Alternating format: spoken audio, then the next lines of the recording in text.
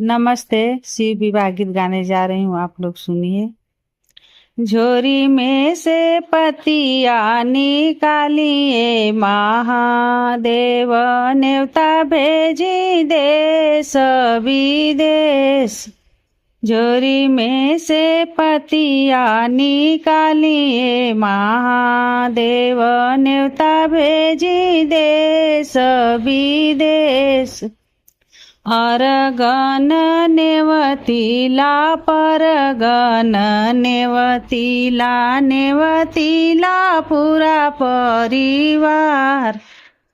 अवरु मो नेवतीला 33 कोटि के देव, सब संगवा में श्री भगवान। अवरु मो नेवतीला 33 कोटि के देव, सभे संगवा में श्री भगवान। कहवा बैठैबो मोर गन परगन, कहवा बैठैबो परिवार। कहवा बैठैबो मो 33 कोटि के देव, सभ संगवा में श्री भगवान। दुअरे बैठैबो मोर गन परगन, अंगने में पूरा परिवार। देवकुर बैठैबो मो 33 कोटि के देव, सभे संगवा में श्री भगवान। काई खियाइबो मोर गन परगन, काई खियाइबो परिवार।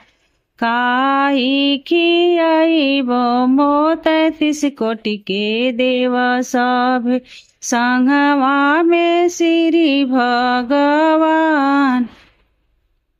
दाल भात खियाइबो मोर गन परगन, पुड़िया खियाइबो परिवार।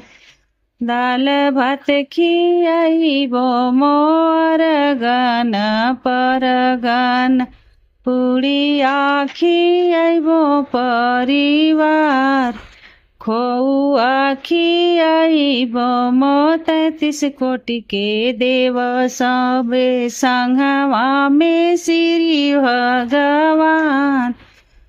खोआ खियाइबो मो 33 कोटि के देव, सभे संगवा में श्री भगवान। झोरी में से पतिया निकालिए महादेव, न्योता भेजी देश विदेश। झोरी में से पतिया निकालिए महादेव, न्योता भेजी देश विदेश। धन्यवाद।